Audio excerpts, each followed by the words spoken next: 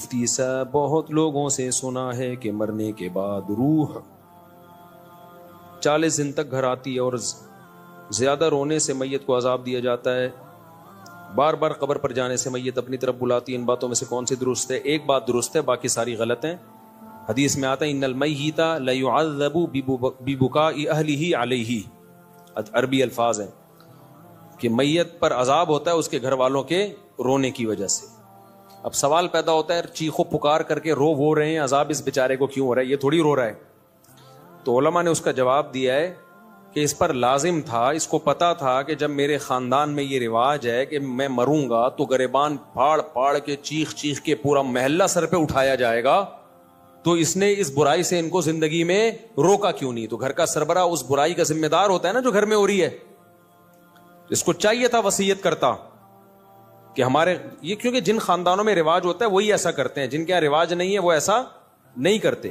جب اس کو پتا تھا کہ میرے مرنے کے بعد ہا ہو چیخو پکار رونے کے مقابلے ہوتے ہیں باقاعدہ، جو نہیں رو رہا وہ سمجھتے ہیں اس کو تو محبت ہی نہیں تھی، لہذا جس کو محبت نہیں بھی ہونا وہ بھی دکھانے کے لیے رو رہا ہوتا ہے بہت چیخ چیخ کے۔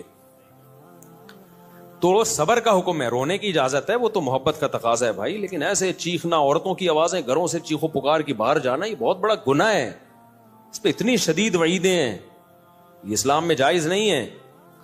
تو اس کو پتا تھا میرے خاندان میں یہ رواج ہے، تو نے وصیت کیوں نہیں کی؟ ان کو روکا کیوں نہیں کہ میرے مرنے کے بعد یہ حرکتیں نہیں ہوں گی؟ تو ایسی صورت میں اس کو بھی عذاب ہوگا جب کوئی روئے گا، کیونکہ اس گناہ کا ذمہ دار یہ بھی ہے۔ ان المیت لیعذب ببکاء اہلہ، تو اس کا مطلب یہ ہے کہ جس کو پتا تھا میرے مرنے کے بعد یہ سب کچھ ہوگا لیکن پھر بھی اس نے منع نہیں کیا خاندان والوں کو، تو اس کو پھر تکلیف ہوتی ہے، جتنا چیخو پکار ہوتی ہے، اس کو فرشتے مارتے ہیں، بولتے ہیں تیرا کیا کرا ہے، تیری تربیت ہے۔ لیکن اگر وہ وصیت کر چکا تھا اور ان کو سمجھا کے جا چکا تھا تو پھر قرآن میں صاف پتہ چلتا ہے لا تزر وازرۃ وزر اخری، کوئی دوسرے کے گناہوں کا بوجھ نہیں اٹھائے گا، پھر ان کے رونے چیخنے سے اس کو کوئی گناہ نہیں ملتا۔ حدیث میں آتا ہے ایک صحابی کا انتقال ہوا تو دوسرے نے بہت تعریف، مرنے کے بعد ہم تعریفوں کے پول باندھ دیتے ہیں نا، روایت میں ہے یہ جو میں آگے پیش کر رہا ہوں آپ کے سامنے، بہت تعریفیں۔ تو نبی نے فرمایا قبر میں اس کو فرشتے مارتے تھے اور پوچھتے تھے کہ بتا کیا تو واقعی میں ایسا تھا؟ یعنی یقیناً تو ایسا نہیں تھا، تو کیوں جھوٹی تعریفیں کروا کے گیا لوگوں سے اپنی؟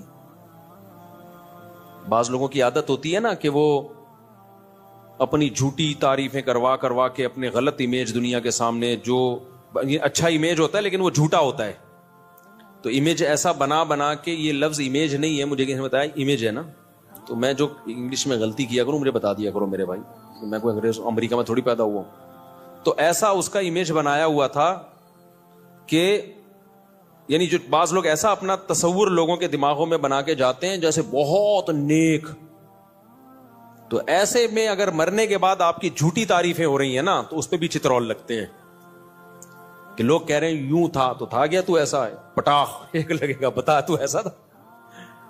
تو اس لیے جیسے ہو ویسے ہی نظر آؤ، اپنے بارے میں زیادہ نہیں تعریفیں کروایا کرو لوگوں سے۔ ہاں جو نعمتیں اللہ نے دی ہیں اس کا اظہار کرنے میں کوئی حرج نہیں ہے بھائی۔ غیر مسلم اگر خوبصورت ہے تو دیکھنے میں اچھا لگے گا، تو اس کا تو، اور مسلمان تہجد گزار بدصورت ہے تو دیکھنے میں اچھا نہیں لگے گا۔ تو اچھا لگنے کا تعلق مسلم یا غیر مسلم سے نہیں ہے، اگلے کی پرسنالٹی سے ہے۔ ہاں اعمال کے لحاظ سے اگر اچھا لگ رہا ہے پھر غلط ہے، اعمال کے لحاظ سے کافر اچھا نہیں ہو سکتا۔ تبھی ہم کہتے ہیں کافر کی خوبیوں کو بیان کیا کرو کہ بھئی ان لوگوں میں یہ خوبی، لیکن یہ کہنا کہ وہ مسلمانوں سے اچھے ہیں یہ زیادتی ہے بھائی۔ مسلمانوں سے اچھے کیسے ہو گئے؟ جو خدا کا انکار کرے اور جو خدا کو مانے دونوں برابر ہو سکتے ہیں؟ ایک اللہ کو مانتے ہیں، اللہ کے پیغمبروں کو، اللہ کی کتابوں کو مانتے ہیں، دوسرا مانتا ہی نہیں ہے، وہ کہتے ہیں میں خود بخود بناؤں، تو اپنے خدا کا انکار کر دیا اللہ کا، تو مسلمان سے اچھا۔ اگر وہ اچھے ہوتے تو اللہ مسلمانوں کو جہنم میں بھیجتا، پھر ان کو جنت میں بھیجتا۔ ہاں یہ کہنا درست ہے کہ ان چیزوں میں وہ مسلمانوں سے اچھے ہیں، اور سب مسلمانوں سے بھی نہیں، خاص جیسے پاکستانی مسلمانوں سے امریکی مسلمان کرپٹ نہ ہونے میں اچھے ہیں، جاپانی مسلمان پاکستانی مسلمانوں سے ڈسپلن میں اچھے ہیں، ڈسپلن ان کا بہت اچھا ہے، صفائی ستھرائی میں وہ پاکستانی مسلمانوں سے اچھے ہیں۔ تو پاکستانی کس چیز میں اچھے ہیں؟ وہ سوچ رہا ہوں, ابھی کوئی دماغ میں آئے گا تو بتاؤں گا. تو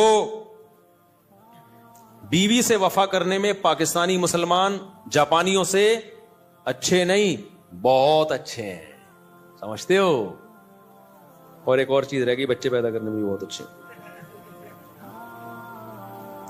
تو چند چیزوں میں تو ہو سکتا ہے, یہ تو کافروں میں بھی تھا نا. نبی صلی اللہ علیہ وسلم نے فرمایا خیارکم فی الجاہلیت خیارکم فی الاسلام. جو زمانے جاہلیت میں کافر اچھے تھے, اسلام میں بھی وہی اچھے ہیں. تو اس سے پتا چلا کافر میں بھی کوئی اچھا ہو سکتا ہے نا. تو یہاں اچھائی سے مراد ہے چند صفات میں اچھائی, غیرت میں, بہادری میں. تو بعض کافر بڑے غیرت مند ہوتے ہیں, بہادر ہوتے ہیں, سخی ہوتے ہیں. تو جب وہ اسلام لاتے ہیں تو وہ بہادری غیرت اور بڑھ جاتی ہے. تو صحابہ کرام زمانے جاہلیت میں سخی تھے, بہادر تھے, رشتہ داری جوڑنے کو اچھا سمجھتے تھے. یہی جب مسلمان ہوئے تو یہ وفا کس کے لیے استعمال ہوئی؟ پھر نبی کے لیے. اور جو منافق تھے مدینہ میں, وہ کمبخت اسلام لانے سے پہلے بھی 2 نمبر, اسلام بھی لانے کے بعد بھی 2 نمبر. وہ جدھر دیکھتے تھے نا پلڑا بھاری ہے ادھر کو پلٹ جاتے تھے. تو نبی کے جو رشتہ دار تھے قریشی ہاشمی, حضرت ابو طالب کو دیکھو, اگرچہ کفر میں موت ہوئی ہے لیکن رشتہ داری آخری دن تک نبھائی ہے نبی کے ساتھ, کہ میرا بھتیجا ہے, میں اس پہ کسی کو انگلی اٹھانے نہیں دوں گا. 3 سال نبی صلی اللہ علیہ وسلم کو شعب ابی طالب میں آپ کا بائیکاٹ کر کے بند کیا گیا, پتے کھانے پڑے ہیں 3 سال, معاشی بائیکاٹ. ابو طالب نے غیر مسلم ہونے کے باوجود وقت کس کے ساتھ گزارا؟ پیغمبر کے ساتھ. کیوں؟ مشکل میں اپنی قوم کو نہیں چھوڑنا. ٹھیک ہے نظریے کا اختلاف ہے لیکن قوم کی بیس پہ ساتھ دے رہے ہیں. تو کسی بھی بیس پہ جب کوئی ساتھ دیتا ہے تو اس کے لیے غیرت کا ہونا ضروری. بے غیرت کیا کرتا ہے؟ جہاں کوئی مصیبت آئی ایک دم, ہمارے ایک دوست تھے, ان کہتے ہیں میرا ایک بڑا جگری دوست تھا نا, ہر وقت ساتھ. کہنے ایک دن 2-3 لڑکوں نے مجھے گھیر لیا پیٹنے کے لیے نا, کوئی پڈا تھا. کہہ رہے میں نے کہا کوئی بات نہیں, ہم بھی 2 ہیں نا, نمٹ لیں گے, دیکھیں گے. کہہ رہے میں مار کھائے جا رہا ہوں, کوئی رپلائی کہیں سے ہو ہی نہیں رہا. کہہ رہے میں نے اپنا وہ لنگوٹی یار دیکھا تو وہ 3 کلومیٹر پہ نا بھاگا جا رہا ہے. ابے تو یہ تو اس موقع پہ نہیں بنتا یار, یا تو وہ 100 آدمی ہوتے تو یار وہ بھی 2-3 ہیں, تم 2 ہو تو کچھ تو کرو نا, کچھ تو بچاؤ تو گئی اس کو. ایک دم ایسا بھاگا. میں چھوٹا تھا تو میرے ساتھ ایک ہمارے کلاس فیلو اسکول کا لڑکا, ہم دونوں ڈبل سواری پہ آ رہے تھے. آپ کو پتا ہے کراچی میں ڈبل سواری پہ پابندی ہی رہی ہے. اب ہم تو محلے پڑوس میں ہی نکلے, کہیں آگے ٹریفک پولیس والا نا, ہم چھوٹے بچے تھے اس وقت, ایک تو عمر بھی پوری نہیں تھی, وہ بھی انلیگل کام. تو ہم تو ایسے ہی نکلے, گلی محلے میں لوگ نکل جاتے ہیں, غلط ہے نہیں کرنا چاہیے. پولیس والا, اب جیسے ہی ٹریفک پولیس والا نا میرے جو پیچھے بیٹھا ہوا تھا وہ چلتی بائک سے اتر کے بھاگ گیا. مجھے آج تک وہ بھاگ گیا, اتنی اسپیڈ سے بھاگا ہے, میں اکیلا. تو وہ ٹریفک پولیس والے نے اس کو دیکھ کے اس کو اتنی ہنسی آئی ہے کہ یار یہ کتنا ڈر گیا, بھاگا جا رہا ہے. تو مجھے بھی چھوڑ دیا, بولا جا یار واپس. تو دن آج تک میں بھولا نہیں ہوں کہ یار تھوڑی سی اسپیڈ تو بھائی پکڑے گا کیا, کہ جیل میں تھوڑی ڈال دے گا, تھوڑا سا تم بھی کرے گا, کچھ جرمانہ لگا دے گا, کچھ بھی کرے گا. اتنے بچے پہ تو کیا جرمانہ بھی نہیں لگتا. لیکن مجھے اس کی اسپیڈ دیکھ کے نا, جو میرے ساتھ بیٹھا ہوا تھا, میں نے کہا یہ ہے بہادر. بھائی اتنی بھی جلدی نہیں بھاگو, آگے پولیس والا تھوڑا سا آگے آ رہا ہے. میں نے کہا ابھی میں روکوں گا تو وہ اترے گا, پھر دیکھو ہے ہی نہیں, بھاگا ہوا جا رہا ہے. تو کافروں میں بھی کچھ غیرت مند ہوتے ہیں, کچھ اچھی صفات ہوتی ہیں, تو وہ صفات بیان کرنے میں حرج نہیں ہے. لیکن جب مقابلہ ہوگا تو بھائی مسلمان کافر سے بہرحال بہتر ہے. اور جو اچھی صفات آپ کو کافروں کی لگ رہی ہوتی ہے نا, ان کی بھی جب ڈیپ میں جاؤ گے تو اس کی بھی گہرائی میں جاؤ گے تو بعض جگہوں پر وہاں بھی مسلمان کا پلڑا بھاری ہوگا آپ کو. لیکن اس کے لیے الگ قسم کا چشمہ چاہیے, وہ نظر سے دیکھا جائے گا. جو اپنے ماں باپ کے نہیں رہے وہ کیا رہ گئے, ان میں کیا انسانیت ہے یار. جن کے اباؤں اور اماؤں کا مستقبل اولڈ ہاؤس ہو تو رہ کیا گیا. السلام علیکم. بعد اور کہ میں غلام حیدر ول عبد الواحد, پورا شجرہ نسب لکھا ہوا ہے میرے بھائی. میری درخواست ہے کہ میرا نکاح ہو گیا ہے, نام سے پتہ چل رہا ہے کہ آپ کا نکاح ہو گیا ہے. میرا سسر شادی کرنے کی اجازت نہیں دیتا, وہ کہہ رہا ہے کہ مجھے اپنی بیٹی کی طلاق چاہیے, کسی بھی صورت میں بیٹی کی شادی نہیں کروں گا. آپ اس بارے میں اسلامی طریقے سے, اچھا کسی بھی صورت میں شادی نہیں کروں گا, اب اس بارے میں اسلامی طریقے سے مشورہ دیں کہ ہمیں کیا کرنا چاہیے. دوسری شادی پر میرے بیانات موجود ہیں, اس کے کیا فضائل ہیں, اس میں کیا مشکلات ہیں, کس کے لیے جائز ہے کس کے لیے ناجائز ہے. میں عمومی بیان کرتا ہوں کبھی کسی فرد واحد کو میں ترغیب نہیں دیتا کہ تو کر لے. مجھے نہیں پتا کہ اس میں تپڑ ہے یا نہیں ہے. کبھی کسی فرد واحد کو میں ترغیب نہیں دیتا. میں کبھی ان کو نہیں پکڑ کے کہوں گا یار تم نے کیوں نہیں کی, اتنے عرصے سے بیان سن رہے ہو, تم کر لو. یہ میں کبھی بھی نہیں کرتا. حتیٰ کہ میرے دوست احباب میں 40 سال کے لوگ بھی ہیں جو ابھی تک کنوارے ہیں, ان کو بھی میں نے کبھی نہیں کہا تم نے شادی کیوں نہیں کی ہے. وجہ اس کی ہے کہ کسی کے پرسنل معاملات میں ٹانگ اڑانا یہ بہت غلط عادت ہے. میں اگر کسی کو اسپیسیفک کسی فرد کو ترغیب دوں تم دوسری شادی کرو, مجھے نہیں پتا اس کا بیہیویئر پہلی بیوی کے ساتھ کیسا ہے, اس کے حقوق ادا کر بھی رہا ہے کہ نہیں کر رہا. ہو سکتا ہے وہ اس کو لٹکا کے رکھا ہوا ہو اور ہم اس کی 4 شادیاں کراتے پھر رہے ہوں, تو یہ تو ظلم ہو جائے گا نا. اور یہ بھی ممکن ہے حقوق ادا کر رہا ہو, تو یہ تمہاری ٹینشن ہے کہ تم حقوق ادا کر رہے ہو یا ادا نہیں کر رہے. ہم اسلام کا حکم بیان کریں گے جنرلی. افراد کو پکڑ پکڑ کے یوں سمجھانا کہ تو کر تو نہیں کر, یہ نہیں ہوتا. منع تو کیا ہے بہت سے لوگوں کو میں نے کہ تم نہیں کرو, کیونکہ جب مجھے ان کے حالات پتا چلے, انہوں نے آگے مشورہ لیا نا, میں نے کہا تیرے بس کا نہیں ہے بھائی, تیری باتوں سے لگ رہا ہے تیری ٹانگیں ابھی کانپ رہی ہیں, تو نہیں, تیرے بس میں نہیں ہے. تو لیکن کسی فرد کو میں پکڑ کے ترغیب دوں کہ تم کرو, تم نے کیوں نہیں کی, تم, ہاں مذاق میں دوستوں کی محفل میں ایک الگ بات ہوتی ہے, لیکن میں ویسے نارملی کبھی کسی کو ترغیب نہیں دیتا. اب آپ کہہ سکتے ہو چلو دوسری کی آپ کسی فرد کو ترغیب نہیں دے رہے, نہیں دینے کی وجہ سمجھ میں آئی. مجھے کیا پتا یہ پہلی کے ساتھ سنجیدہ ہے بھی یا نہیں ہے. ہو سکتا ہے اس کے پاس ظلم کر رہا ہو, وہ گزارا کر رہی ہو اس کے ساتھ مجبوری میں. اب تو مجبوری میں وہ گزارا کر رہی ہے, تم اس کے اوپر ایک اور بھی لے آؤ, ٹھیک ہے نا, اس کو بھی لٹکا کے چھوڑ دو, تو یہ تو بیڑا غرق ہو جائے گا. مجھے کیا پتا تم برابری کر سکتے ہو یا نہیں کر سکتے, پھر تم کر کہاں رہے ہو. بعض دفعہ آدمی شادی کر رہا ہوتا ہے, بھائی تم اتنی پیسے ہیں نہیں, تم شادی ڈیفینس میں کر رہے ہو, مالدار لڑکی سے کر رہے ہو, تو نہ تو اس کے قابل رہو گے نہ پہلی کے قابل. اس کا تو جیب خرچی 4-4 لاکھ روپے ہوتی ہے, پاکٹ منی. جو مالدار لڑکی ہے نا, پاکٹ منی ایسے چل رہا ہوتا ہے, 4 لاکھ پاکٹ منی. تو غریب آدمی بولے گا میں ٹماٹر بیچ کے 4 لاکھ تیری پاکٹ منی کہاں سے. تو بھائی تم نے کیوں کی ایسی جگہ پہ شادی, اپنی حیثیت دیکھ کے کرو نا. تم وہاں شادی کرو جو 5 روپے پاکٹ منی. ایسا ہوتا نہیں ہے, لیکن ایک مثال دے رہا ہوں میں. تو میں نہیں جانتا کہ بھائی یہ اس قابل ہے یا نہیں ہے کسی شخص. میں فرد واحد کو, متعین فرد کو کبھی ترغیب نہیں دیتا. تو کرے گا خود, جب مسائل کھڑے ہوں گے تو بلی کس پہ ڈال دے گا, مفتی صاحب نے مجھے مشورہ دیا تھا, مفتی صاحب نے بولا تھا. تو بھائی ہم نہیں جانتے آپ کو, ہم تو ایک جنرلی حکم بیان کریں گے کہ جس میں 2 بیویوں میں عدل کی طاقت ہے, دونوں کے حقوق ادا کر سکتا ہے کہ نہیں کر سکتا, یہ خود فیصلہ کرو. اس کو چاہیے کہ کر گزرے اور کر کے بتا دے کہ ہو گئی ہے. باقی کس میں طاقت ہے کس میں نہیں ہے, یہ آپ نے فیصلہ کرنا ہے, یہ میں نے فیصلہ نہیں کرنا. آپ کہہ سکتے ہو چلو 2 شادیوں والے کو آپ مشورہ نہیں دیتے, تو کنوارے کو آپ تو دے سکتے ہو نا, جو آپ کے 40 45 سال کے دوست کنوارے ہیں, ان کو کیوں نہیں دے رہے. بھائی یہ بھی کسی کی نجی زندگی ہے, مجھے نہیں پتا اس کی کیا مجبوریاں ہیں. بعض دفعہ صحت کے ایشوز ہوتے ہیں, وہ نہیں شرما کے بتا رہا ہوتا. ہم کیوں کسی کا راز دنیا کے سامنے فاش کریں. وہ مجھے تھوڑی بتائے گا میرے اندر طاقت نہیں ہے. بعض دفعہ طاقت ہوتی ہے, مرد ہوتا ہے پورا انسان, لیکن اور کوئی مسائل ہوتے ہیں اس کے. تو وہ تو جب کسی کی ڈیپ میں جاؤ تو پتا چلتا ہے نا کس کے ساتھ کیا مسائل چل رہے ہیں. تو بھائی شریعت نے ہمیں حکم دیا ہے کسی کے پرسنل معاملات میں گھسنے کی آپ کو اجازت نہیں ہے کہ یہ کیوں نہیں کر رہا ابھی تک, میرے بیان میں 10 سال سے بیٹھ رہا ہے, اس نے ابھی تک دوسری شادی کیوں نہیں کی, اس نے پہلی کیوں نہیں کی. بھائی جان بیان میں بیٹھ رہے ہیں, نظریہ درست ہو رہا ہے, عمل کرنا نہ کرنا یہ اس کا ہیڈ ایک ہے, یہ ہمارا ہیڈ ایک نہیں. اور نام بدگمان ہوتے ہیں. میرے جو دوست 45 سال کے ابھی تک شادی نہیں کی, میں بدگمان بھی نہیں ہوتا. ان کا ذاتی معاملہ ہے, یہ خود بہتر سمجھتے ہیں. تو اس لیے میں آپ کو بھی ترغیب نہیں دوں گا. جنہوں نے پرچی دی ہے نا, یہ مجھے نہیں پتا آپ کا اپنی پہلی وائف کے ساتھ سلوک کیسا ہے, آپ دوسری کر سکتے ہو نہیں کر سکتے. اب لوگ آتے ہیں میرے سسر کو سمجھا دیں کہ مجھے دوسری کی اجازت دے دیں. سسر کبھی اجازت نہیں دیتا, اور سسر سے اجازت لے کے کرنے بھی نہیں چاہیے, کیونکہ باپ بیٹی کا رشتہ, بہن بھائی کا رشتہ شریعت نے ایسے بنایا ہے کہ اسلام یہ رشتوں کو توڑنا نہیں چاہتا. باپ اگر اجازت دے گا نا لڑکی کا, تو بیٹی کے دل میں کیا آئے گا, مجھ پہ سوکن آئی ہے کس کی وجہ سے, میرے باپ کی وجہ سے. تو اس کا ریلیشن کس سے خراب ہوگا, بولو, باپ سے. اسلام یہ پسند نہیں کرتا. تبھی نبی نے 2 بہنوں سے نکاح کرنے کی اجازت نہیں دی. فرمایا 2 بہنوں سے نکاح کرو گے تو رشتے توڑ دو گے, کیونکہ بہن کی محبت سوکن کی نفرت میں تبدیل ہو جائے گی. سمجھتے ہو گے نہیں سمجھتے؟ تو اسی طرح یہ کہ میرا جو ہے نا سالہ مجھے اجازت دے کہ میں دوسری شادی کروں گا, تو سالہ کبھی اجازت نہیں دے گا.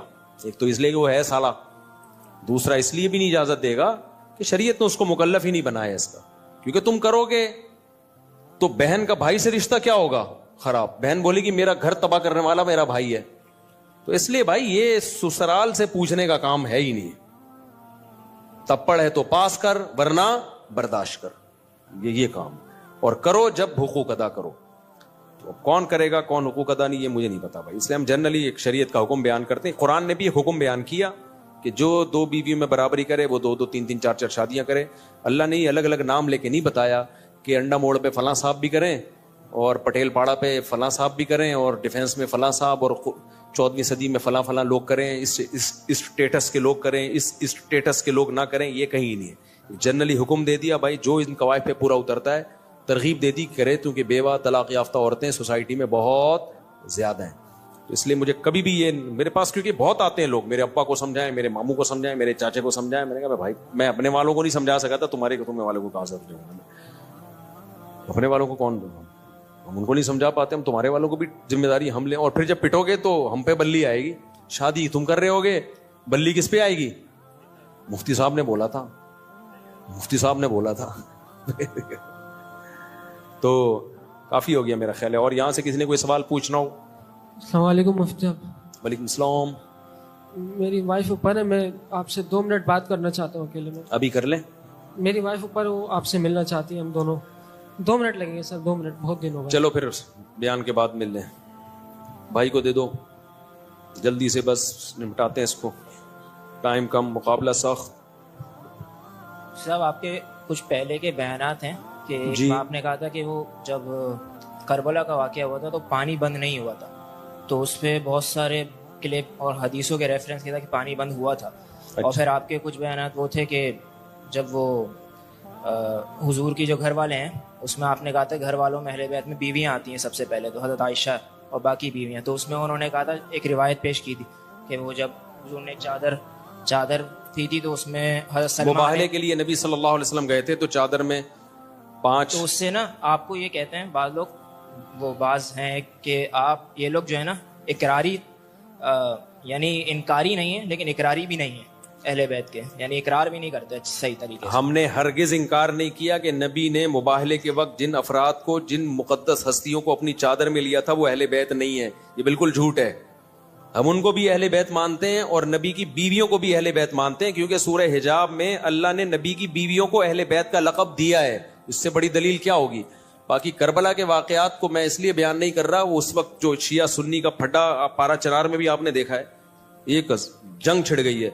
تو اس وقت شیعہ سنی لڑائی ختم کرنے کی ضرورت ہے. تو ان ٹاپکس پہ جتنا کم بولو گے اتنی لڑائی کم ہوگی, اور جتنے اختلافی مسائل کو, ابھی ہمارا ملک اس کا متحمل نہیں ہے. تو ابھی یہ نہیں ہے کہ آپس میں لڑنا شروع کر دیں, اور یہ تو ملک کا تو یہ تو بیرونی طاقتیں ہیں جو شیعہ سنی فساد ابھی کروانا شروع کریں گی. تو اس لیے اس جنگ کو ختم کرنی ہے. تو ختم ایسا ہی ہوتی ہے کہ ان ٹاپک پہ, تو اس لیے جو پرانے ہیں نا ان کو پرانا ہی رہنے دیں, ٹھیک ہے. تو باقی کوئی اگر پھر بھی پوچھنا ہے تو تحریری لکھ کے بھیج دیں, تو ہم یہاں سے تحریری جواب بھیج دیں گے. لیکن انٹرنیٹ پہ کوئی بھی چیز جائے گی تو اس میں بڑا خطرہ ہوتا ہے کہ ایک فساد کھڑا ہو جائے گا. عالم کا کام یہ نہیں ہوتا کہ جو آتا ہے بس بولنا شروع کر دے, اس کو دیکھا جائے گا کہ اس کا اثر سوسائٹی پہ کیا پڑے گا, اور ان موضوعات کی ابھی ہمیں ضرورت بھی ہے یا نہیں ہے. اہل بیت سے محبت تو سب کے ایمان کا جزو ہے, اور اہل بیت کے تو ہم زیادہ قائل ہیں بھائی. ہم تو اہل بیت سے محبت کو اپنے ایمان کا جز سمجھتے ہیں. السلام علیکم. وعلیکم السلام. صاحب یہ جب ہم قربانی کرتے ہیں اس کے اندر حقیقہ کر سکتے ہیں؟ مائک کو قریب کرو یار. قربانی جب ہم کرتے ہیں تو اس کے اندر حقیقہ شامل, ہاں عقیقہ بھی کر سکتے ہیں, ایک ہی حصے میں نہیں. ایک ہی گائے میں عقیقے کا حصہ بھی ڈالا جا سکتا ہے اور قربانی کا حصہ بھی ڈالا جا سکتا ہے. یعنی الگ حصہ ہوگا, عقیقے کا الگ ہوگا, قربانی کا الگ ہوگا. اگر کوئی بندہ تشہد کی جگہ فاتحہ یا فاتحہ کے تشہد پڑھ لے, سدا صاحب کا کیا, جی ہاں سدا صاحب کرنا پڑے گا اس کو. عمرے کے لیے 3-4 عورتیں جا سکتی ہیں جن کی کوئی محرم نہیں ہو, نہیں جا سکتی. بھائی محرم کا ہونا ضروری ہے, جوان عورت کے لیے محرم کا ہونا ضروری. بوڑھی عورتیں گروپ میں بھی جا سکتی ہیں. اچھا بھائی میں شادی شدہ ہوں, بیوی حاملہ ہے, تو اب میں خواب میں, اچھا نبی صلی اللہ علیہ وسلم نے آ کر مجھے ایک نومولود بچہ پکڑا دیا اور فرمایا اس کی حفاظت کرنا کیونکہ آنے والے ٹائم میں مجدد ہوگا. میرے بھائی آپ اپنا جو ہے نا تھوڑا سا اس طرح کے خوابات جب آنا ہو آدمی کی کھوپڑی آؤٹ ہونا شروع ہو جاتی ہے. میں نے دیکھا, مجھے ابھی کچھ دن پہلے ایک بندہ ملا, پشاور سے آیا ہوں, اور کہنے لگا آپ کے بارے میں مجھے خواب آیا, نبی صلی اللہ علیہ وسلم نے خواب میں آ کے کچھ یہ بتایا کہ یوں کرو آپ کے بارے میں. میں نے کہا السلام علیکم. وعلیکم السلام. سب چیک. اگلا بھائی چلو بھائی. تو مجھے ہمارے ایڈمن نے کہا یار اتنا عظیم خواب سنا رہا ہے, آپ نے لفٹ ہی نہیں کرائی. میں نے کہا بھائی پتہ نہیں سچا سنا رہا ہے جھوٹا سنا رہا ہے, اور اگر خواب سنا بھی رہا ہے تو اس کی تعبیر کیا ہے, یہ اس میں ٹائم لگتا ہے. تو ایسے ہی تھوڑی جو بھی آ کے خواب سنائے اچھا اڑے یار بیان میں لاؤ بھائی. تو میں نے کہا اپنے اعمال درست کر رہو, پھر غلط خواب بھی آئیں تو کوئی فکر کی بات نہیں. اپنے اعمال اگر صحیح نہیں ہے تو جتنے مرضی اچھے خواب آئیں متاثر ہونے کی ضرورت نہیں ہے. تو اس لیے فوکس عمل کو زیادہ کرو. باقی نبی کا خواب میں آنا بہت بابرکت عمل ہے, لیکن یقینی تو ہو نا. کوئی بھی آ کے بول دے مفتی صاحب میں نے آپ کے بارے میں خواب دیکھا, میں کیسے یقین کر لوں بھائی. بعض دفعہ میں اس بیچارے جو پشاور والا ہے اس کو جھوٹا نہیں قرار دے رہا, لیکن میں تو کسی کو پرسنلی جانتا نہیں ہوں نا, تو بھائی ہو سکتا ہے کہ سچ بول رہا ہو سکتا ہے بعض دفعہ کوئی آدمی کسی کا فیور لینے کے لیے, یہ جو جعلی مریدین ہوتے ہیں نا, ان کے جعلی پیر ہوتے ہیں, ان کے مریدین جھوٹے خواب سنا سنا کے نا اپنے پیر کا بڑا قرب حاصل کرتے ہیں. پیر صاحب کہتے ہیں یہ خواب دیکھو, یہ آیا سنا بے میرے بارے میں کیا ہے تیرے کو. تو بھائی میں کسی کو ذاتی طور پہ جانتا نہیں, میں نے یہ نہیں کہا آپ جھوٹ بول رہے ہیں. میں نے کہا بھائی ہو سکتا ہے سچ بول رہے ہو, ماشاءاللہ اگر واقعی دیکھا ہے تو اللہ مبارک کرے, جو اس کی برکتیں ہیں خواب کی ہمیں اللہ دے. اچھا بس اتنا ملا, میں گلے میں چلو نیکسٹ یہ کریں. وہ بالکل, ورنہ وہی واقعات ہو جاتے ہیں. ایک مرید نے اپنے پیر صاحب کو کہا کہ پیر صاحب